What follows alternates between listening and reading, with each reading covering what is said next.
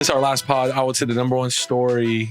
Let's get into it. Most excited Young man. Ja Morant. Young man, go. I had a feeling that he was going to have a crazy game just because he's not, like we were talking about before, he's not coming back from injury or anything like that. He's been super healthy. He's been working out since the end of last year, I'm sure, and more motivated than ever. So I had a feeling he was going to be fresh, ready to go. But you could tell me better than most, obviously. Not playing for that long. Is there some game rust? Were you shocked that he was able to be that good and hit a game winner? You know, it can go one or two ways, man. You usually like really rusty and feel really awkward out there, or like you just kind of like go out there and because it's been so long, the expectation of you being rusty gives you like almost like a cushion. Yeah. So where like you kind of go out there free. You're like, yeah, I'm not supposed to come out here and score 30 my first game back, probably on a minute restriction. You know what I mean? Just due to, it's my first time playing in forever long. You don't really have too much expectation to be great. So you kind of go out there just being free, which a lot of times can lead to you just playing free and hooping. The most impressive thing about me was him just shooting the game-winning shot in his first game. I mean, he hasn't played in however long. In his first game back for his teammates, even I love Desmond Bain saying, excuse my language, go get the fucking ball. Right. You know what I mean? And he runs and goes and gets it. And he's like, yeah, this is your, go get it. They won. It's no coincidence, by the way, his first game back, they go into New Orleans and get a dub. They're just a much better team with him on the floor. Obviously, we know that. The question now is, can they dig themselves out of this hole? Yeah, they're 6.5 games out of the play-in spot right now, but there's also 6.5? Yeah, 6.5 games out of the 10 seed. But for me, the most impressive thing was he had 34, 8, and 6. But Jaren Jackson Jr. and Desmond Bain have been getting all the shots while he's been gone. Right, it's been their team. So you would think when they came back, there'd be some kind of an issue. But those guys, Bain had 21 and Triple J had 24. So everyone the big three all ate while Ja still played good. So I think that was really impressive too. Everyone kind of got theirs. You know what I mean? Yeah. And then the easy way for that to work is, well, you guys weren't really fucking good when Ja wasn't playing. So clearly we need our number one option back. Yeah. I love Jackson, I love Bain. Neither of them are one or two options. Neither of them are one guy, one option guys. Yeah. Having Ja back puts a little bit of clarity.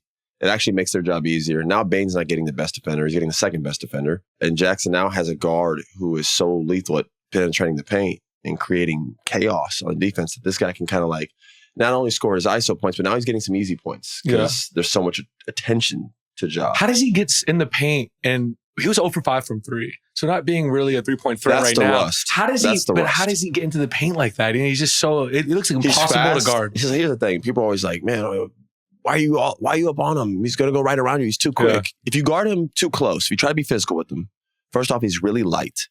So if you're too physical with him, if he flails and starts doing some body movements, he'll probably get calls and get you in foul trouble. Some of the tinier, skinnier guys are the hardest ones to put a body on because they're so small. It's like, I know football is different, but it's like kind of like football, man. It's really hard to tackle Tyreek Hill or like with Sproles. Yeah. Remember him back there? Like, those guys are so little to the ground. The way they're moving, it's like you can't really body them or be physical with them. They're so fucking tiny. Yeah. Ja's not that tiny, but he's skinny and he's smaller. And he's explosive, and he's quick. So, like, he's just one of those guys that it's really hard to keep him in front.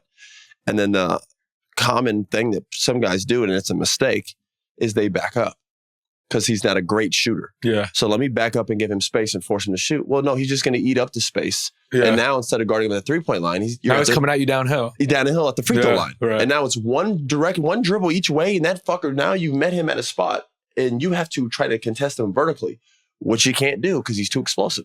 This guy, for the game-winning point, drove left like we know he likes to do, hit his spin move like we know he likes to do, and he hangs in the air for like 4 seconds before shooting the little, push floater. He's very hard to guard. Yeah. Would you say that was just the absolute best case scenario for a first game back? I think it's the best first game back I've ever seen from a player. Because of the game winner. Yeah. It has to be best case scenario. I guess best case scenario would have been him going for like 40 and like shooting 3 for 5 from 3 or 4 for 5 from 3. But we're being a little picky at that point, a little greedy. Him coming back after missing all that time, all the negativity that was placed on him. He comes back. He hits the game winner. Now the next day I'm seeing Stephen A. I'm seeing the whole world talking about, Ja Morant, he's back. He's box office. He's it. We're seeing that positivity kind of slide back. I always tell you, man, you want to shut everybody up? You want the negativity to go? Put the ball through the hoop. No one cares. I'm also excited to see him kind of climb up. We haven't really been ranking him as far as ranking point guards right now and different people. We have the De'Aaron Foxes. Obviously, Shai's. I don't think Shai's a point guard, but, these other guards, Jamal Murray, these other guards, Tyrese Halliburton. He's seen all these guys, Brunson, Hoop, and everything. So we haven't really even rated him. So I want to see now that he's, puts his, imprint back on the league. Let's see like where he goes into the rankings. Because before all that stuff happened, we were talking about him being MVP candidate. Okay. Yeah. He's one of the better guards in the league like he was before. But there is some movement in there now. There are some new faces. Tyrese Halliburton has kind of pushed himself in this, like when you talk about best point guards of today, he's like a guy you can't leave off the list. Jalen Brunson is a guy that's put himself on that list. I do put Shea in there just because he is point guard-esque. I know Giddey's more point guard oriented and has but I guess, let's keep Shea out of it. Shea's a 2 guard. Jamal Murray is in there. And then you have the usual faces. You have the Steph, you have the Damian, you have the Luka. Another team that's been hooping, and we wanted to talk about it last pod, but we ran out of time. But they keep winning. They won again last night, or the Clippers. They beat Dallas last night without Paul George. They're on a 9-game win streak. They're 4th in the West. They're 17-10. Yep. It's crazy how people were, and maybe we did it too, when they were losing some games early on when they got James. People were counting them out. This is a bad trade. It doesn't fit. People aren't really saying that right now. And I know you've always been the guy that says it's going to be hard to beat them 4 straight times or 4 times in a series. Here's the thing. No one ever likes the easy story. You know what I mean?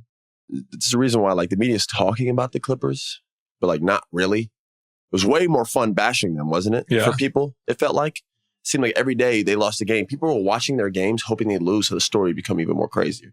Because people that's just it. And it's not a cool thing. People like negativity. It's just the way our world works. Unfortunately, especially if we're talking about Western civilization here in America. We are the TMZs. We are the People magazine, the Us, the celebrity row. You sit first. You sit for free, even though you got more money than the people in the back. Somehow your tickets are free. Yeah. The whole concept of everything we do over here, to a lot of people, you can't understand. And that's coming from someone that actually gets those perks and privileges too. I appreciate you saying that. I know. You're on the other side of it. I'm being honest. Yeah, it is. You know what I mean? Like that saying the rich get richer. They do over here in this side of the world. Yeah. You know what I mean? When I go out, people don't, send me free shots. But last night I went out with you and someone tried to send you a free shot. You get free drinks. We didn't pay for dinner. Yeah. Dude, the tab was nuts too. That guy came over and said, "Let me pay." I was like, all right.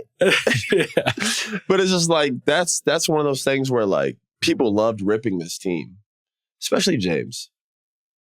People don't like the way James has handled his stuff. Listen, there's a lot of things he's done that I personally don't like.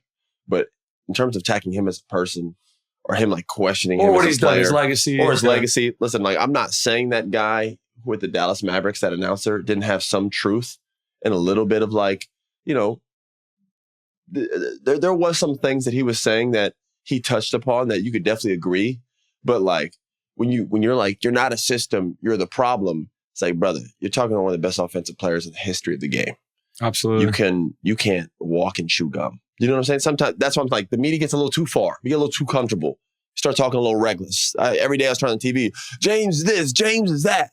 James is this. The only thing we were saying is James has to do this to fit in. They have to mix the lineup up. They can't start all 4 of them.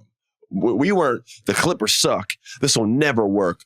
James can't play anymore. We were the guy led the league in assists last year. He averaged 20 and 12. I don't know what this whole thing is. Just give it time. Right. And now they're really performing and playing well. And you're not seeing a lot of buzz about it. You know what I mean? It's always the bullshit that's loud and shouted. They probably prefer it though, that they're sneaking up on people and then no one's talking about them. I mean, yeah, sure. They're this beats having all these unruly fucking crazy expectations. They just keep on beating teams. And the best thing that I've seen is it looks like they're enjoying playing with each other. That was my next point is the NBA should be scared because not only is Kawhi playing every game, he's smiling. I've never seen him in all of the years combined smile as much as you smiled last month. And you know what, man? It's a good thing to see because you don't really see that a lot out of him in terms of just his personality really showing. And to see him smile, laugh, there's a whole bunch of kids from Cali playing on the same team. It's all the LA area, yeah. There might be a little familiarity with, amongst them within that group. And a little bit of that 08 Celtics where we talk about guys are at a certain point in their career where they just want to win, right? Yeah. Even though Kawhi is hooping, we'll get to his stats. During the 9-game win streak, he's averaging 29, 6, and 4 on 61, 50, and 96 shooting splits. That doesn't even sound real. And people should be talking about that more for sure. People aren't. Yeah. And he's not missing games. People have been dogging him for always. No. Another point that people need to bring up more. Kawhi Leonard's played every fucking game, dog. He's played or the last 5 back-to-backs they said he's played. And when they came up with those rules to stop people from load managing, it was Kawhi's picture that was on the top of the article. People got dragged for him and Paul George. Both got dragged for it. Yeah. Fairly noted. First off, let's just say this. Neither him or Paul chose or want to be injured. I'm sure Kawhi would like to be out there playing pain-free and injury-free, as well as Paul George. Yeah. So that's first and foremost. It's not like these guys are trying to get injured to miss games.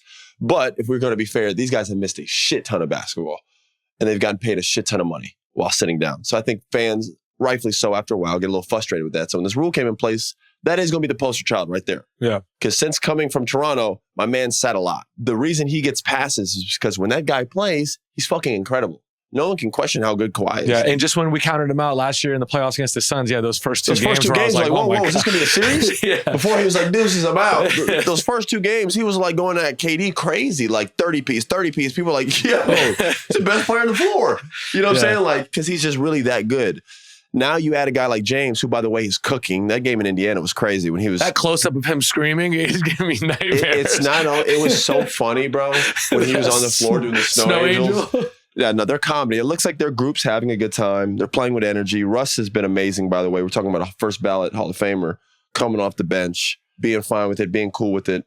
Then you have, James naturally kind of running the show, alleviates a lot of pressure on Paul, alleviates a lot of pressure on Kawhi. They've won 9 in a row. This is something that needs to be talked about.